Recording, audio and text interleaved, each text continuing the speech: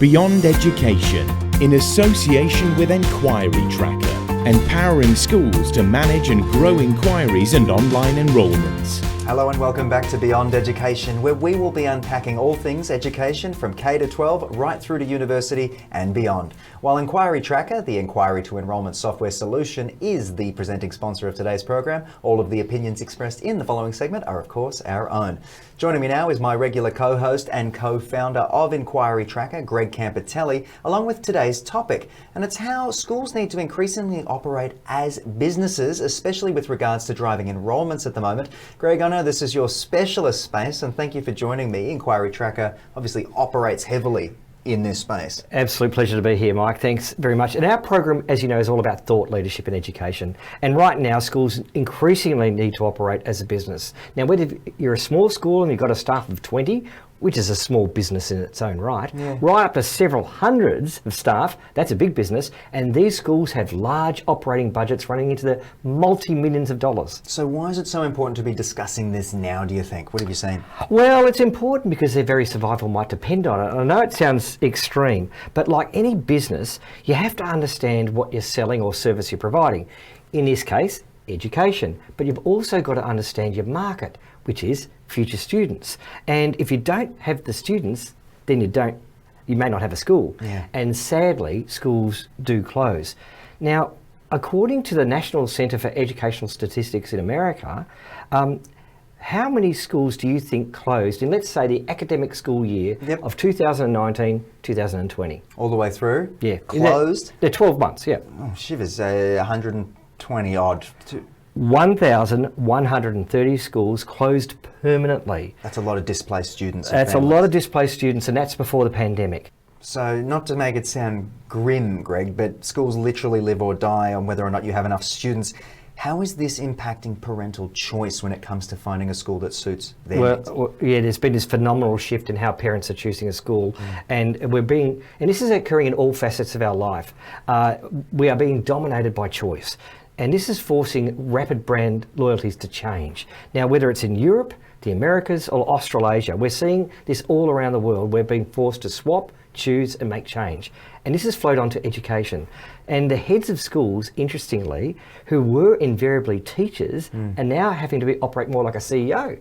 And this has an impact on ramifications on qualifications and professional development. For parents, regardless of the amount of fees they're paying for a school, and sometimes education is free, are making a major investment in that decision. It's costing a lot of money and their investment. So you have to provide outstanding exemplar customer service, and if they're not feel welcome, they're going to go elsewhere. Absolutely. Well, let's bring in our special guest for today, a perfect time. And of course, all the show is all about thought leaders, is what the program's about. So let's welcome our special guest who knows a thing or two about this subject matter, CEO of Enquiry Tracker, Antony Campitelli. Welcome to the program. It's good to see you. Yeah, thanks, Mike. Really appreciate being here. Appreciate having me on. No worries. Now, you've obviously been listening to Greg and I try to unpack this, so thanks again for joining us. What are some of the best schools doing in this space to drive demand and I guess ensure that healthy enrolments continue? What have you witnessed? Well, I think that some of the better schools are really starting to think like a business. That's the difference. I know schools are in the business of education, but as Greg and you were just discussing, if you don't have enrollments, you don't have a business, right? And so they thrive on that, unless you're a public school. So I think it makes a big difference when you have that attitude and you think about your product is education, but you need to know how you differentiate and set yourself apart. And that's what these schools do. They're able to say, hey, if I've got a school that looks like my school that is a mile down or a kilometre down the road, why would a family who lives halfway pick my school over their school? And that's the secret. And they need to know how they can differentiate themselves, what makes them stand out. It could be through the quality of teachers, it could be the differentiation in courses, it could be the facilities or some of the things that Greg was just talking about. And then if you know who those people are, which is what the good schools do, they market to those and bring them to their school. And that's sort of like in this traditional driving demand. If you're selling a product, you have to know who wants to buy it.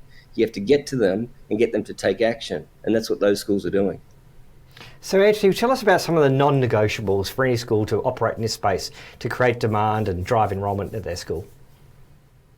Non-negotiables are understand what sets you apart, Understand the ideal target family, your personas that you want to have come to your school, and then you have to get them to inquire. And I'll cover some statistics in a little bit, but you've got to get them to come to your school. They're going to search, they're going to look around, and so you must have a way to capture data on your website, because nearly all of them are going to come to your website, and get them to fill in a form. That is non-negotiable. I guarantee you it. If a school puts a book a tour form on their website, they're going to get more inquiries. Can't get less. Just can't. So what's the starting point, Antony, to ensure you get more inquiries and I guess improve the conversion to enrolment rates? Well, for me, we know from the data we have hundreds and hundreds of thousands of records in our system, and we know that the majority of inquiries come on the website, over 90%, right?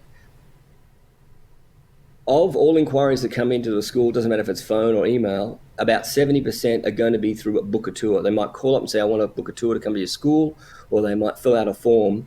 And so the absolute number one thing is, as mentioned before, is get that book a tour button, registration form on your website, capture the right information on that form. So it's, a parent, guardian information, the email address, maybe phone number, but also get the information about their students. And Greg will know this, that most families have more than one child. Therefore, maybe have a form that can collect more than one child's information. That way, you're growing your pipeline, right? And that is the secret. Do that, and every school will see a remarkable difference. Antony, just tell us about, you've spent 30 years in Silicon Valley. Share with some of the tips and tricks that you've learned that schools can learn from. One of the things I learned early on in the Valley was don't have a solution looking for a problem. Like, you always got to have a product that's there to solve something. Like, sounds obvious, but a lot of companies go, well, I'm going to build this product and then go sell it. Well, you've got to understand, what does my market need? And this applies to an education. If you're live in an area where you've got a lot of families that speak several different languages, then maybe have language program as a whole theme at your school so you can differentiate yourself from apart. And that's what I've learned. And don't be afraid. Don't just think, we're here to teach, the child to learn math, English, and history. It's all about, what more can I do to make these young kids turn into amazing adults to contribute to the future of our society? And you have to think different. Don't think like, what is that school doing? I have to copy it. Just think about, what are people not doing that we can do that's different? And that's what makes companies great. And there's so many examples, Palm came out with the Palm Pilot. Remember that, with the little icons on it? But Apple turned it on its head, not by making the icons colorful, by getting rid of the keyboard and make it all work as a whole product. And that's the secret. Solve the problem, not half the problem. And well said, Antony. So naturally, most things can be fixed with more staff, and I know that's something a lot of people do request. We need more people. It's obviously very, very expensive. What technologies are you seeing out there that schools can utilize to engage and create that demand moving forward? Yeah, well, obviously you've got ways to advertise in various channels like Facebook, LinkedIn, maybe other social media. I know schools in Australia do a lot of billboard advertising or local paper advertising, but guess what they're doing? They're driving traffic to their website, right? So what schools have to do is leverage tools. It's not just say add 3 more staff members. There's a lot of menial tasks that have to be done. One is, think about this, collecting information. I've got to collect information on the website. I've got to respond to that person. I've got to send them an email. I might have to call them up. Oh, what if I didn't get their phone number when they first called up, and I've got to follow up? It takes time. And there's other things like, I don't know, my day job gets in the way. I have to do regular stuff, right? And so I think use tools like forms, so Gravity Forms, Typeform, Google Forms to capture the data. Make sure that data goes into a common repository like a centralized spreadsheet or preferably a database. And because staff have different stakeholders, schools have different stakeholders like admissions, marketers, the leadership team, they all have different needs. So when you collect that information, you've got to make sure that that's all accessible for those different staff members.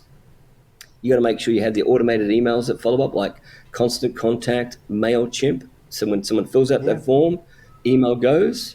People then can log in and have a look at who's been filling out forms. They have the right action items to follow up. That's done. And then lastly, because you've got all this data, You've got to be able to make decisions. Am I getting as many inquiries this month as I was the same time last year, or are they off? How many people came to my open day 3 months ago, and what's the status of their enrolment? Have they requested an application form yet or not? Yeah, made that movement forward. That Antony, sort of stuff helps you make good decisions. Antony, it's so well outlined, and you guys are obviously a wealth of knowledge on the subject. I want to thank you so much for joining us on the program, sharing some of your insights behind the scenes. It feels like some secrets that are, too good to know. But again, thank you so much for joining us. Pleasure. Thank you. All right, Greg, back into the studio. What are some of your top tips for our episode of Beyond Education today, just to finish us off? Well, absolutely. Investigate technology to manage future families. Ensure your website is targeted to the future and set up with the right forms to flow into a database. And adopt a concierge model where customer service is key. Very well said by you as well. You'd think you two were working together. We know a thing or two at Enquiry Tracker. Beautiful stuff. Greg, thanks again for joining me in the studio. An interesting show today, of course, presented by the team over at Enquiry Tracker. And of course, if you'd like to learn more about how you can utilize this amazing marketing and admissions software, head over to enquirytracker.net. I've been your host, Mike Loder, and I, of course, look forward to seeing you all again very soon. Be well.